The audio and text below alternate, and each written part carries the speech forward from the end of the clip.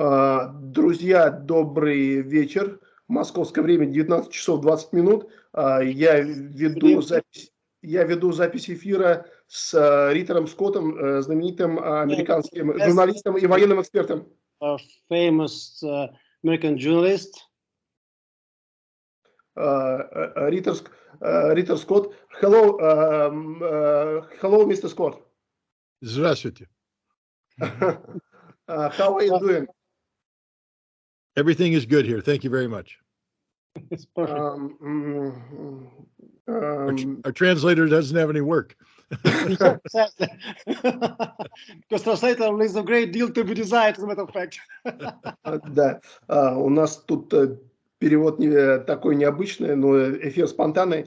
Я хотел бы спросить у мистера Скотта, как он оценивает текущий период, как он оценивает текущий ход спецоперации на Украине? Mr. Scott, how would you estimate current events in the framework of special military operation on Ukraine? What would you say about it? Your personal opinion, like as a professional?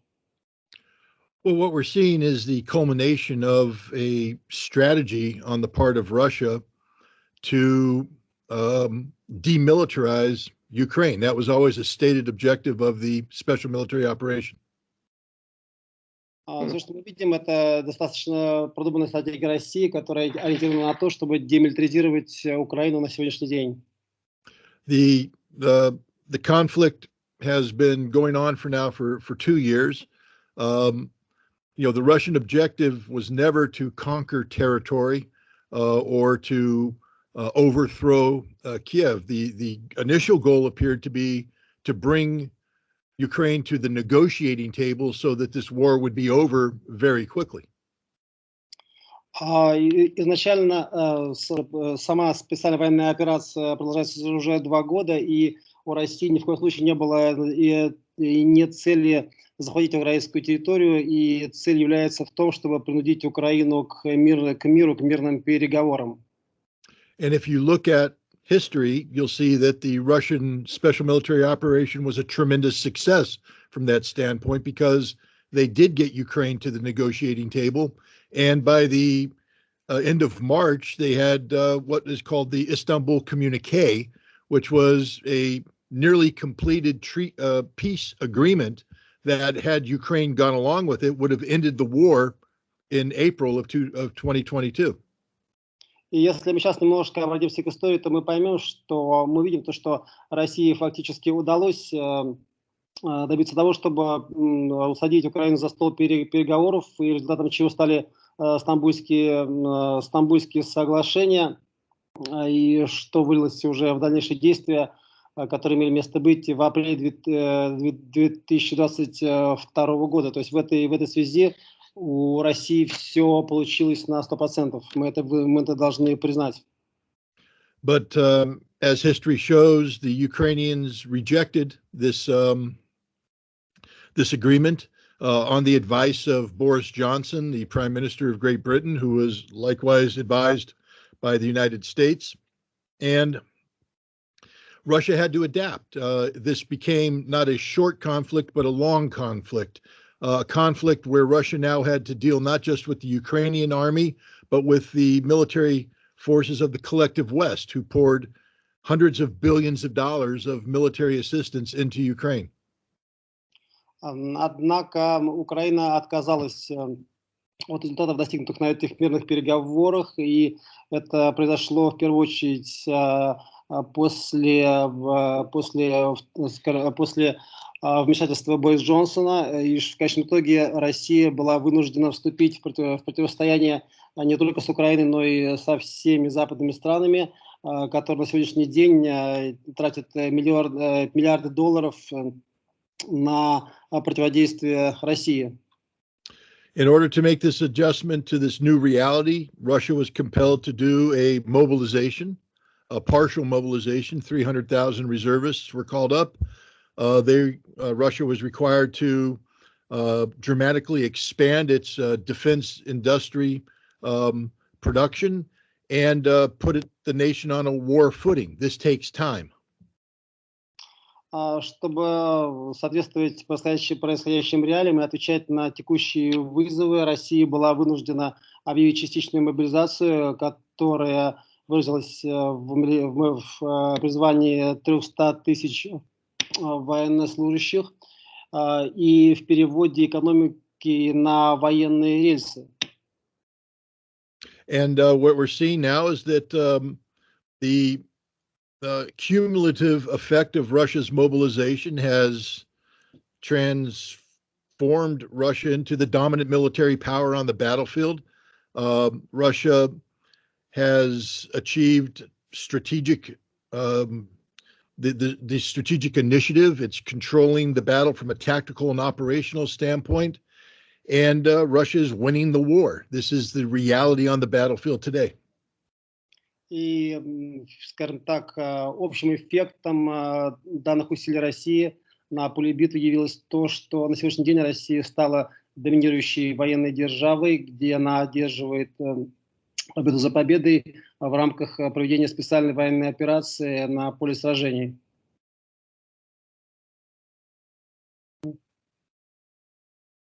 Thank you, Mr. Scott. Как вы прокомментируете отставку Виктории Нуланд? Mr. Scott, how do you commend the firing of Victoria Nuland? Well, I think the news says that she resigned. She wasn't fired, but I think you're closer to the truth. Она, конечно же, да, в большей степени она, конечно же, была отставлена, это была отставка, не то чтобы ее уволили, но, в общем-то, да, вы близки к истине. Victoria Nuland was the architect of America's Ukraine policy for over a decade now. She was responsible for the Maidan coup that took place in 2014. She was responsible for trying to use Ukraine as a vehicle to destabilize Russia. She was responsible for the start of this conflict in 2022, and she was responsible for continuing this conflict until the point that we are. По сути, Виктория Нуланд явилась архитектором всей этой ситуации на протяжении 10 лет, которая готовилась на Украине, и в то, что все это вылилось в 2014 году, все это ей контролировалось от начала до конца, и это привело к тому, к чему это привело на сегодняшний день. Она неотступно следовала по установленному плану и была последовательна в своих действиях. In a recent interview, Victoria Nuland commented on Russia today, and she said, "This is not the Russia that we wanted." В своем недавнем интервью она упомянула, что та Россия, которая сейчас существует, это не та Россия, которую бы она хотела, которую бы они хотели. The fact is, Victoria Nuland was seeking to have Russia return to the decade of the 1990s, to have Vladimir Putin replaced with a new leader who would be more like Boris Yeltsin, who would be weak, who would be subservient to the United States.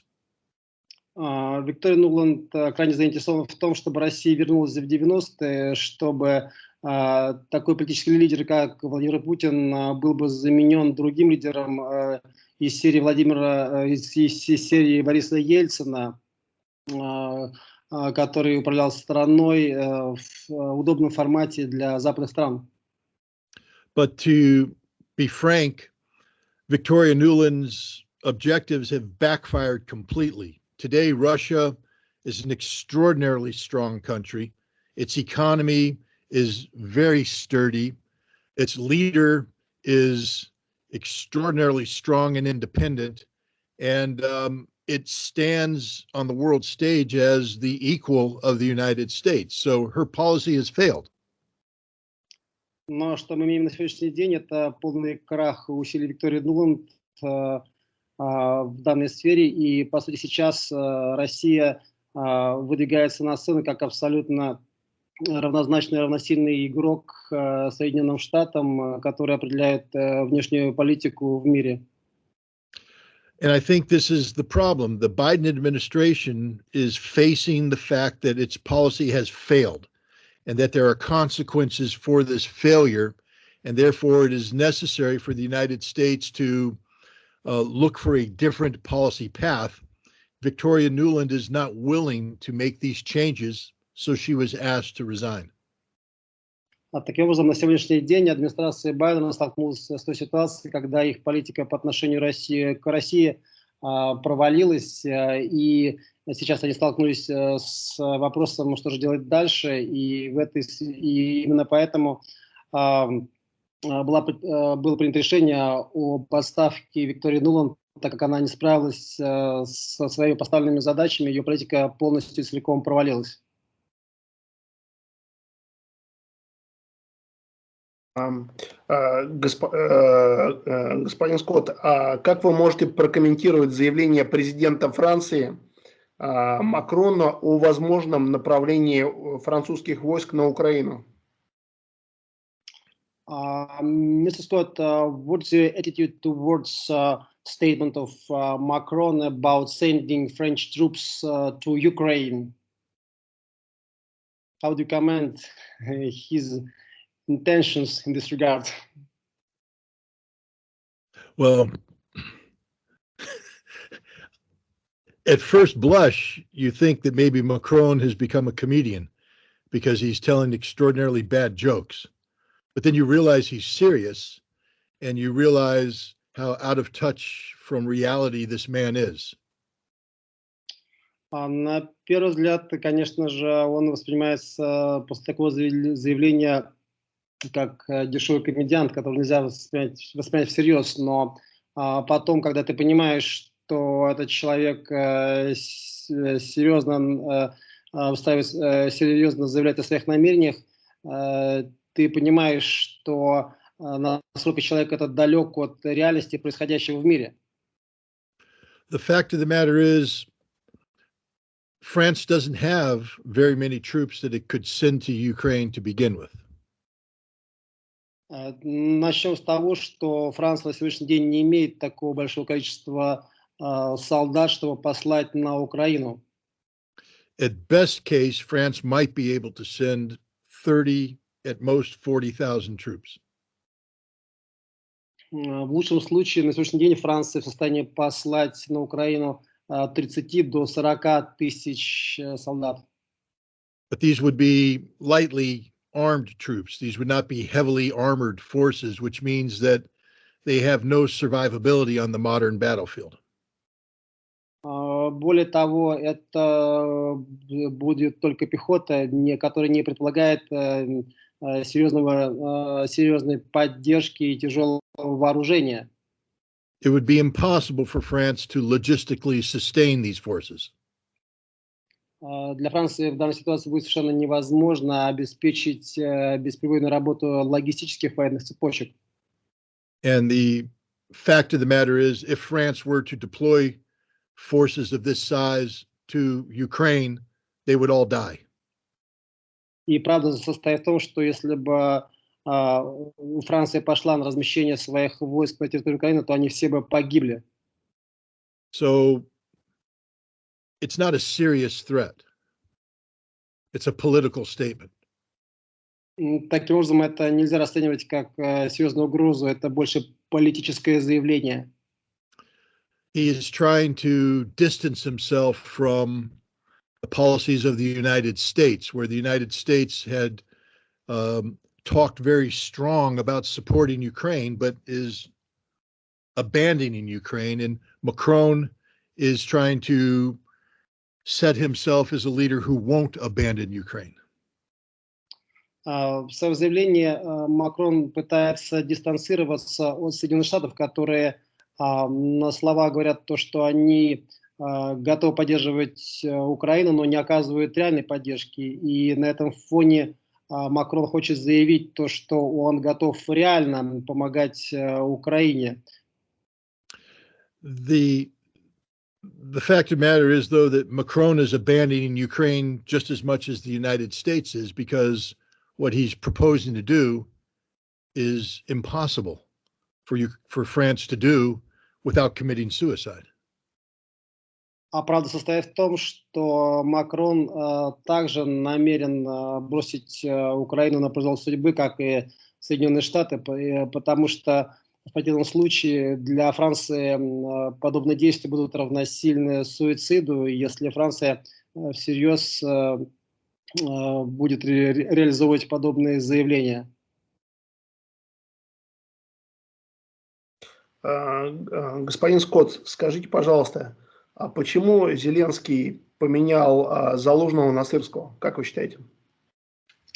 Mr. Scott, what is your opinion regarding this exchanging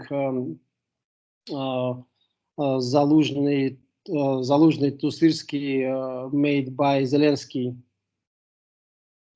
There's two aspects to it. One, Zaluzhny was becoming too much of a political threat to Zelensky.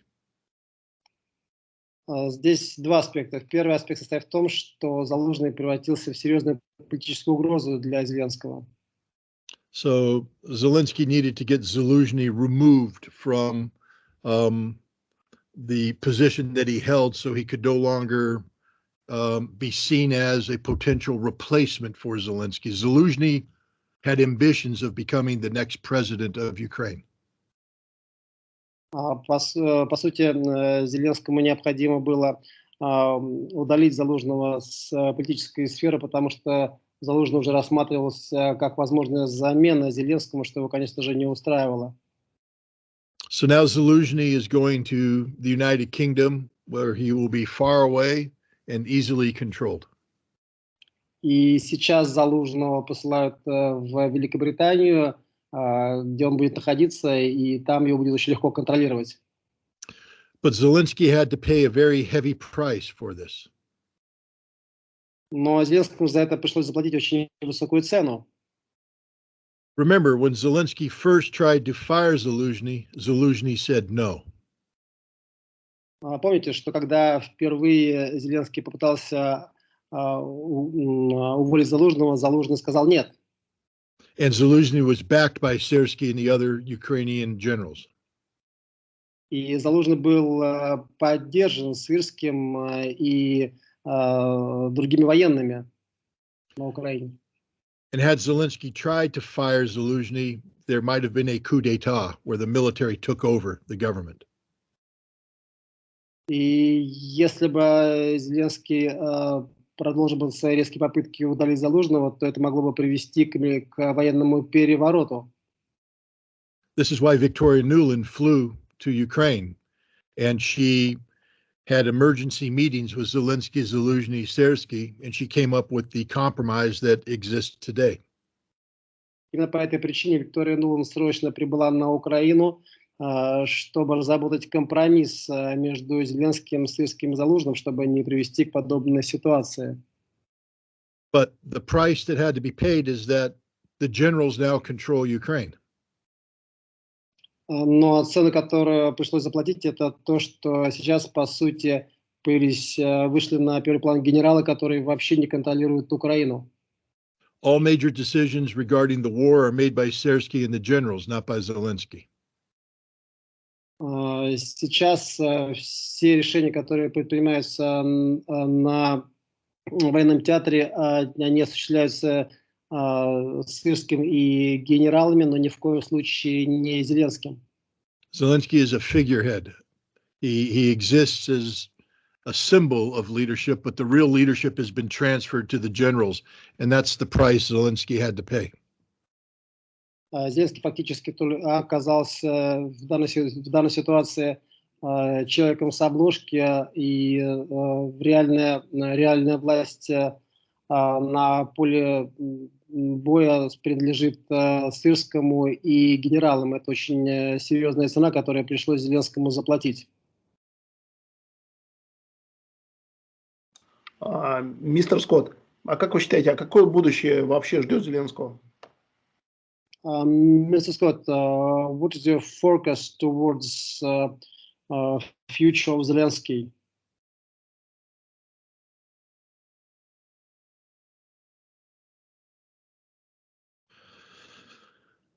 I think he's becoming increasingly inconvenient to the United States, to Europe, and to the Ukrainian generals. And there will come a point where his continued presence is deemed to be counterproductive, and he will be removed from office. Я думаю, что в конечном итоге он станет крайне неудобным для Европы, Соединенных Штатов, украинских генералов, и все в конечном итоге придет к тому, что его придется удалять из офиса.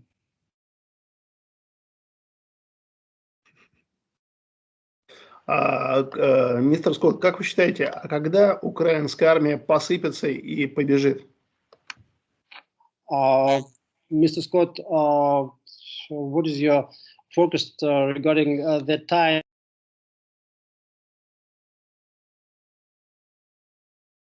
start to run, and when we will be able to say that there comes time to think about the defeat of Ukrainian army? The Ukrainian army has already been defeated. There's no question about that anymore. I think the question is, when will this, to give you an example, in 1943, the Nazi army was defeated by the Soviet army in the Battle of Kursk. The war was over at that point.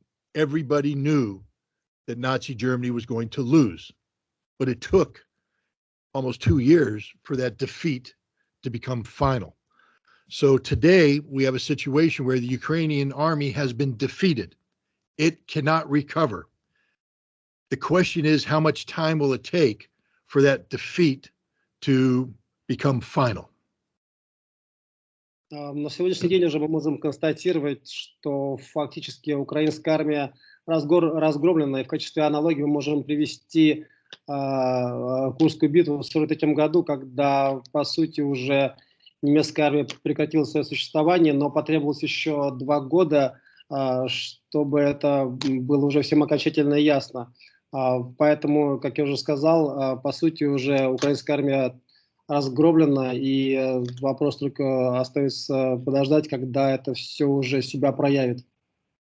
Now, I have gotten in trouble in the past by trying to impose a calendar on Russian military operations.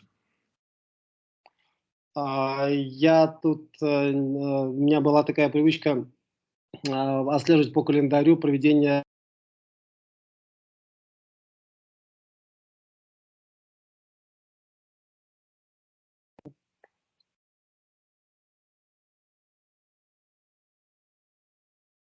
I think you're, yep, there. Yeah, go ahead again with the translation, because I think you. Денис, повтори, пожалуйста, еще раз, ты вылетал. Была привычка. Да, в свое время у меня была привычка отмечать в календаре продвижение российских войск в рамках специальной военной операции.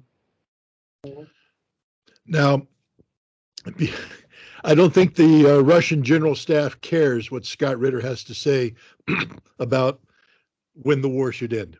The Russian general staff, Russian leadership has said that there are no artificial timetables, that the operation will end when the operation ends. Я верю, что у американских генералов в этой связи нет никаких искусственно надуманных дат и сроков относительно окончания. Денис, по-моему, Скотт имел в виду российских генералов, по-моему. Да, российских, да, российских. Да. American generals don't care either. У российских генералов нет никаких искусственных дат и планов относительно завершения специальной военной операции, и она будет завершена тогда, когда она будет завершена по объективным причинам. But what I'll say to set this answer up is this. My military experience, and indeed the military experience of almost everybody in the world, prior to the beginning of the special military operation was based upon Cold War era thinking about how armies should fight wars. Large amounts of tanks, massed artillery, air support, etc. And so my analysis was always premised on this kind of thinking. Я хочу сказать, что весь мой военный опыт, он касается стиля ведения войны, эпохи холодной войны, когда это предполагало массированное воздействие, массированное использование наземных сил, артиллерии, авиации, и все шло в очень больших и колоссальных объемах. So when I looked at a Russian combined arms army, and I looked at the divisions that were in the combined arms army, I assumed that they would be operating on in a manner that reflected Cold War era operational thinking. So bold offensive operations designed to seize large amounts of territory in a rapid fashion.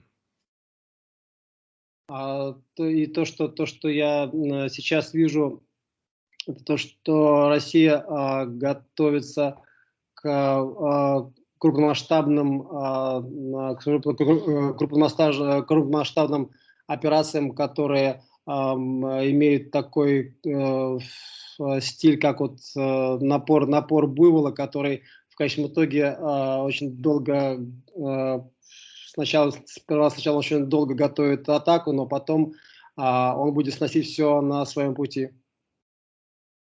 But I've had the opportunity to speak with some very senior Russian military commanders who have extensive frontline experience, and they have made it clear to me that my way of thinking no longer applies. Но я недавно имел опыт общения с высшими военными чинами России, и они мне сказали, что мое представление о ведении войны в стиле холодной войны уже больше не является актуальным. To give an example, I was in the artillery when I was in the Marine Corps. If we were going to launch an attack against an enemy, we will mass our artillery batteries and battalions. We will bring up the ammunition necessary to lay down the firepower, and that's a lot of ammunition, and we bring up fuel and other logistics to enable us to move forward. But today, we can't do that, because the moment I bring up ammunition, intelligence will pick this out, and the enemy will fire a precision rocket that will destroy all of my ammunition. The moment I bring up fuel, intelligence will detect the fuel, bring in a rocket, and destroy all the fuel. So in order for me to attack now, I have to break my battalion up into platoons of guns, 1 or 2 artillery pieces. I only bring to them a small amount of ammunition, only needed for a very short duration operation. And the same thing with the gasoline, the fuel, for a short duration operation, because if I bring more, it gets destroyed. So the whole war has become dispersed. Everything has slowed down because of the lethality of the enemy who can strike. And Ukraine today is an extremely lethal enemy. If Russia gives Ukraine a target, Ukraine will hit the target and blow it up. So the Russians have had to adapt to HIMARS, ATACMS, and other weapon systems, and disperse their combat capacity. And this has dramatically slowed down the pace of operations on the battlefield. Из своего опыта военных действий в качестве морского пехотинца я служил в артиллерии, и если мы готовили какую бы то ни было атаку, это всегда предполагало массированное использование тяжелой артиллерии в больших количествах, что, безусловно, вовлекало громадные логистические цепочки, что, конечно же, подразумевало использование колоссально горюче-смазочных средств. То есть мы концентрировали в одном месте Много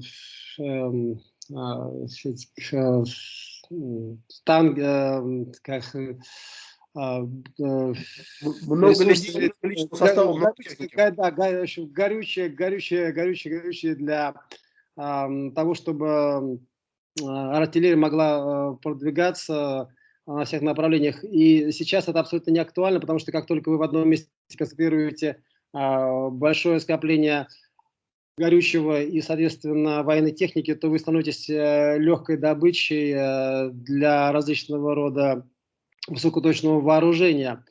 Понимаю, что если вы где-то в одном месте сконцентрируете в большом количестве вооружения и горючее, то вы немедленно будете атакованы.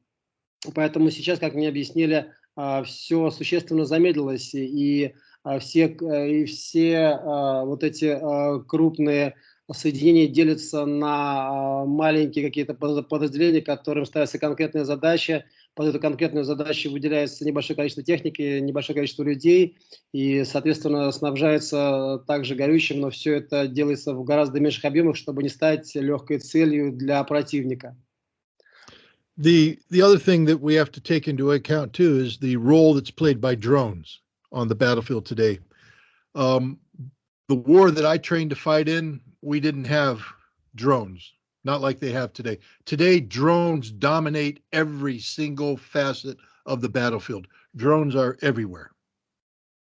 На сегодняшний день большие коррективы в ведении военных действий привнесли дроны. Когда я воевал, мы вообще не сталкивались с такой проблемой, как дроны. Сейчас дроны все определяют, они везде, повсюду, и это, безусловно, вносит свои мощнейшие коррективы. And the drones complicate the battlefield tremendously because they don't just attack the front lines, but they penetrate deep into the enemy rear. So as logistics are being brought up, they're attacked by drones. As artillery is being marshaled to be fired, it's attacked by drones. As tanks are being brought up, they're attacked by drones. So the enemy is suffering, or any armed forces is suffering casualties in the rear area before they even get to the front line. Надо сказать, что на сегодняшний день дроны всерьез усложнили ведение войны, потому что помимо того, что дроны активно себя проявляют на линии боевого столкновения, дроны способны глубоко проникать на территорию противника и наносить поражение в тылу. То есть вы даже фактически можете не дойти до момента, когда вы уже готовы атаковать, ваши тыловые подразделения уже могут разбомбить и как-то нейтрализовать с использованием дронов. Поэтому сейчас дроны внесли, как я уже сказал, колоссальные коррективы в ведении военных действий. So as a result, the war is best measured not by the amount of territory that's captured, but by the amount of casualties that are inflicted on the enemy. Таким образом, сейчас успешность военных действий определяется не количеством захватываемой территории, а количеством потерь, которые вы можете нанести противнику. And today, the Russians are inflicting far greater casualties on the Ukrainians than the Ukrainians are inflicting on the Russians. И сегодня, на сегодняшний день Россия заинтересована в нанесении максимальных человеческих потерь в украинской стороне в рамках специальной военной операции и в свою. And the other problem that's faced is, as the Ukrainians lose casualties, both in manpower and equipment, they're not able to replace them. They don't have manpower coming in to replace. They don't have equipment coming into place. So every day, the Ukrainians get weaker and weaker and weaker. Russia, on the other hand, every day, even when they suffer losses, they receive more manpower, more equipment. Russia gets stronger and stronger and stronger. So the correlation of forces is dramatically shifting.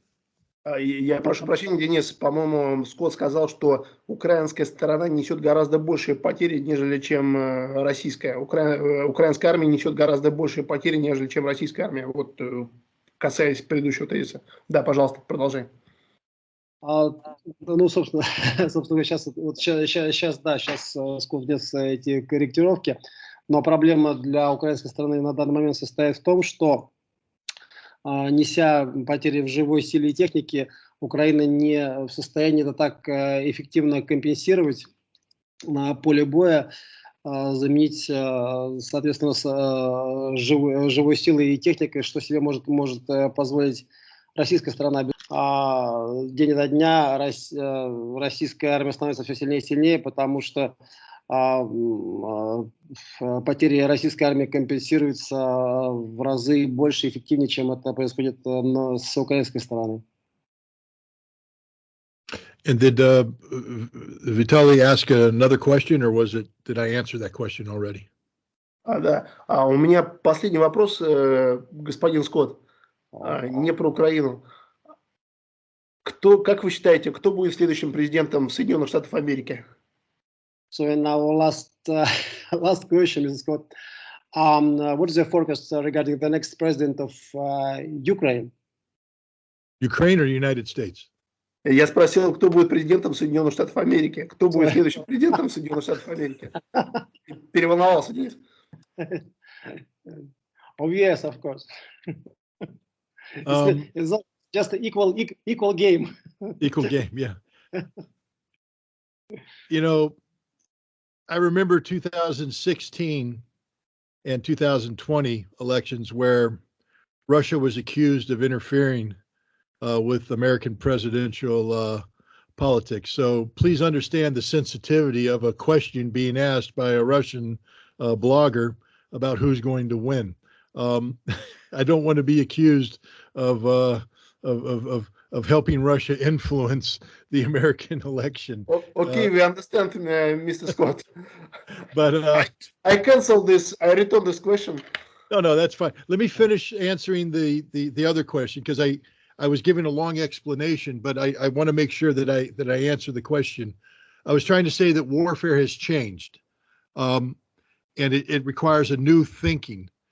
When I was last in Russia in January, I was able to meet with some very senior Russian officers, and I talked to them about this very question. And so I have no problem answering the question, because I can rely upon the Russian officer's answer. And I can even identify the Russian officer because he gave an interview in public where he said the same thing that he said to me. So the officer is Apti Aludanov. He's a Chechen general. He was the commander, I believe, of the 2nd Army Corps in Lugansk. He just graduated from the Russian General Staff Academy. He's a very highly regarded person, military professional. He said that he believes that very dramatic things will happen by May, very dramatic changes in the battlefield. So this war of attrition that I had described to you is going to be over, and Russia will make very dramatic results. And he said that he believes that the war could be over by September of this year. And I do not disagree with his analysis. I don't see how Ukraine can continue to function as a cohesive military force for much longer, given the dramatic correlation, the dramatic differences in the correlation of forces, how weak Ukraine has become, how strong Russia has become. Недавно я разговаривал с высокими чинами военных России, но я могу эти сведения озвучить, потому что все, что было сказано мне, также было сказано на широкую публику.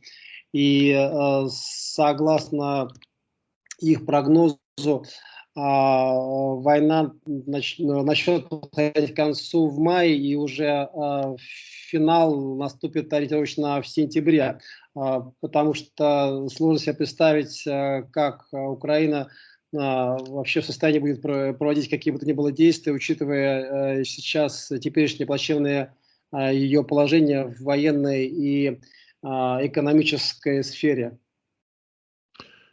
And unfortunately, that's probably the last question I can take, because I have to leave. Окей. Господин Скотт должен уходить. Thank you, Mr. Scott. It's a great honor for me to make a broadcast with you. And have a good day and good luck. Thank you very much. Well, thank you very much. Thank you, Vitaly. Thank you, Dennis. And hopefully we can do this again when we have more time. It would be great. Bye. Yeah, it's a big honor to us. Thank you. Okay. Thank you. Have a good day. Bye-bye. Good day.